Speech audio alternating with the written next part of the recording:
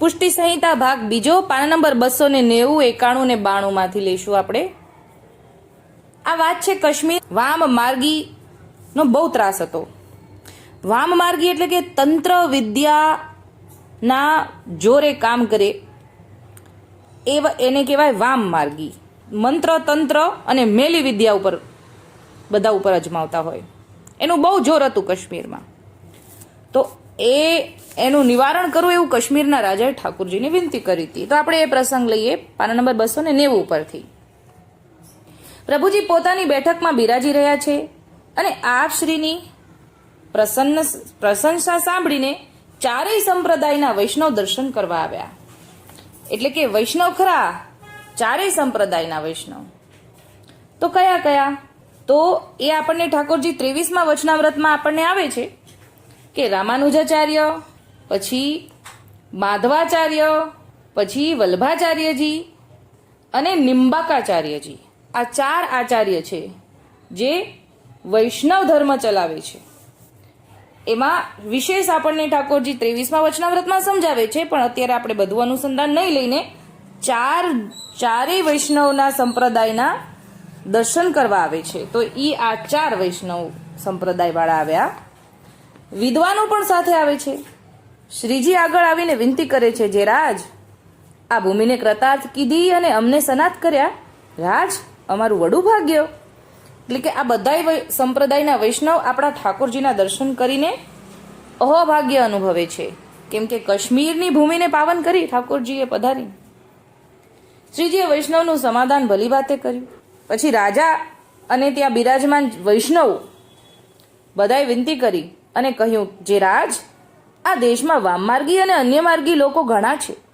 બીજા બધા ગામના માયાવાદીઓને આપે નિવાર્યા છે, પણ અહીંયાના અન્ય માર્ગીઓના વિવાદને આપ નિવારશો તો સારું.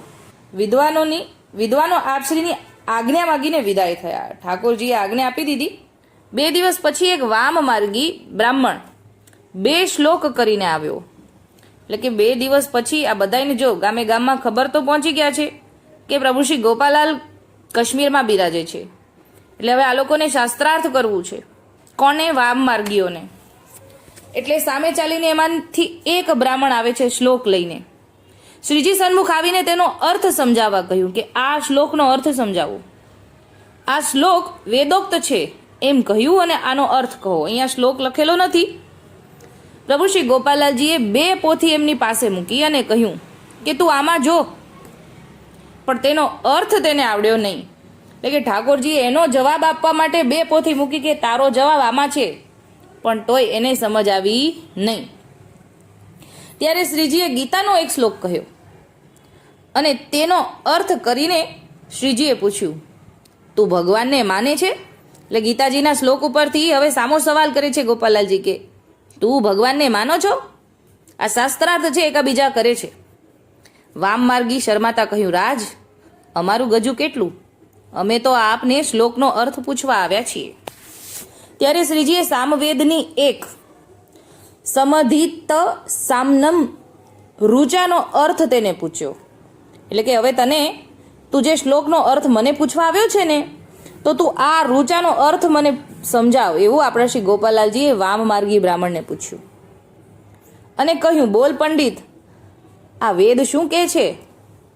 ત્યારે બ્રાહ્મણ મૂંઝાણો અને મહાન અકળામણ થવા લાગી. એનું સર્વ અભિમાન ઓસરી ગયું. સાષ્ટાંગ દંડવત પ્રણામ કરી વિનંતી કરી, મહારાજ મારો અપરાધ ક્ષમા કરો. અને તેનો અર્થ બ્રાહ્મણથી થઈ શક્યો નહીં. પોતાની હાર તો કબૂલી લીધી.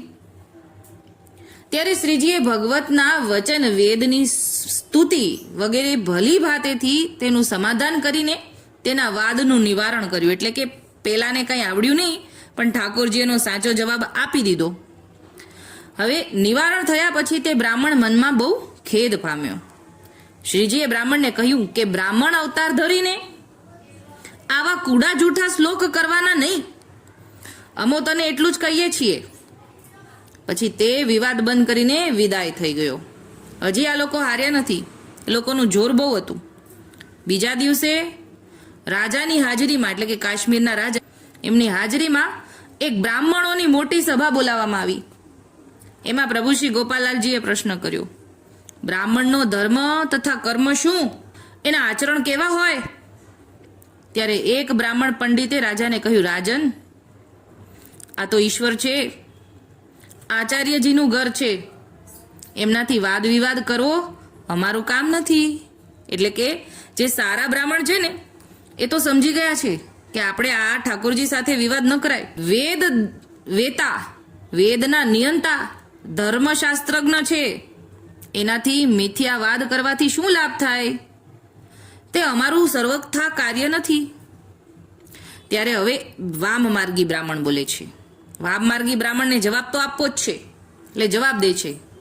પ્રશ્ન શું હતો? બ્રાહ્મણનું ધર્મ કર્મ શું ને આચરણ કેવા હોવા જોઈએ? ત્યારે વામમાર્ગીનો જવાબ આપે છે, ભસ્મ અને રુદ્રાક્ષની માળા તો બ્રાહ્મણનું લક્ષણ છે. ત્યારે હવે સારા બ્રાહ્મણ જવાબ આપે છે. એક કનોજિયો બ્રાહ્મણ બોલે છે, વામદેવ તું જુઠ્ઠું બોલે છે, તે સમાધાને તું જીતીશ નહીં, એ તો મૂર્ખનું સમાધાન છે. એટલે કે તું જવાબ આ પ્રકારે જવાબ નહીં દઈશ, તું ખોટું બોલી રહ્યો છે. ત્યારે રાજાએ બ્રાહ્મણ કનોજિયાની સામું જોયું. ત્યારે બ્રાહ્મણે રાજાને એકાંતે બેસાડીને વેદોક્ત વાત કરી.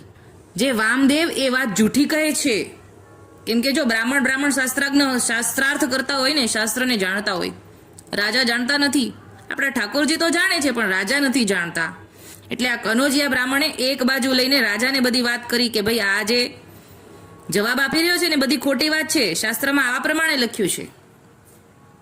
એ કર્મ કોઈ બ્રાહ્મણનું નથી. વેદ પુરાણમાં બ્રાહ્મણને ખટ કર્મ કરવા તેવા ઋષિના સકામ વચન છે. એટલે કે કરવાનું તો આ પ્રકારે છે બ્રાહ્મણે, પણ રુદ્રાક્ષની માળા ધારણ કરવી એવા વચન તો કીધા જ નથી શાસ્ત્રમાં. પ્રથમ ગુસાઈજીને પૂછીને તમને કહું. ત્યારે પંડિત ભટ્ટાચાર્ય કનોજિયો શ્રીજી આગળ આવ્યો અને વાતનો પ્રસંગ શ્રીજીને પૂછ્યો. જે રાજ, કૃપા કરીને કહો. ત્યારે શ્રીજીએ કૃપા કરીને સર્વને કહ્યું, જે બ્રહ્મને જાણે તે બ્રાહ્મણ, અને બ્રાહ્મણ કોઈ જાતિ વિશેષ નામ નથી, બ્રાહ્મ નામના દેવતા છે. તે જેનામાં વાસ કરે છે તેનું આચરણ કરે તે બ્રાહ્મણ. એ વાક્યનો મરમ સમજાવીને દેવતાવાદથી બધાના મનનું સમાધાન કર્યું. એટલે ઠાકોરજીએ આવી રીતે શાસ્ત્રાર્થ કર્યું. આપણને આમાં અઘરું પડે, પણ ઠાકોરજીએ આપણા આ બધા માટે પરિશ્રમ કેટલો બધો લીધો છે આપણે એ જાણવાનું છે. પછી ભટ્ટાચાર્યજી કનોજિયા પંડિત મહારાજ પાસે જઈને ગોપાલાલજીને સર્વ વાત કરી. ત્યારે રાજા બોલ્યો, જે વામદેવ, તું એક વાતનો નિર્ધાર કર, પછી તું કહીશ તેમ કરશું નહીં. એટલે તું તારી વાત જે છે નક્કી કર, પછી તું કહીશ ને એમ અમે કરશું નહીં. ત્યારે વામદેવ બોલ્યો, જે અમે ક્યાં, એ શું અમારે વિવાદ કરવો શું કામનો? ત્યારે ભટ્ટાચાર્ય રાજા પ્રત્યે કહ્યું, જે મહારાજ, તમારા ભાગ્ય સમાન બીજા કોઈનું આવું ભાગ્ય નથી. તમો મહાન ભાગ્યશાળી છો કે જે શ્રી ગુસાઈજીના શરણે આવ્યા છો, અને અમને દ્રઢ પ્રતીતિ એવી થઈ છે કે પુષ્ટિ માર્ગ વેદોક્ત માર્ગ છે, અને તેનું અનુસરણ આપ કરો તે અત્યંત શ્રેયકર છે. તે મહારાજાએ ગ્રહણ કરવો. બ્રાહ્મણ જે વિવાદી હતા તેનું સર્વનું નિવારણ કર્યું. પંડિત બ્રાહ્મણો દ્વારા પુષ્ટિ માર્ગની સર્વોત્તમતાનું પ્રતિપાદન થતા બીજા દિવસે સંવત 1708ના માક્ષરવદી છઠને સોમવારે સમગ્ર કુટુંબ સહિત મહારાજાએ પ્રભુ શ્રી ગોપાલાલજી પાસે નામ ગ્રહણ કર્યું. એટલે કે કાશ્મીરના રાજાને અત્યારે શરણદાન મળ્યું, અને સઘળા કુટુંબ સહિત રાજા સેવક થયો. નગરમાં જે જેકાર વર્તાવ્યો, અને રાજાએ કહ્યું કે મારા નગરમાં જે શ્રી ઠાકોરજીના શરણે આવે તેનું જ મોઢું હું જોઈશ.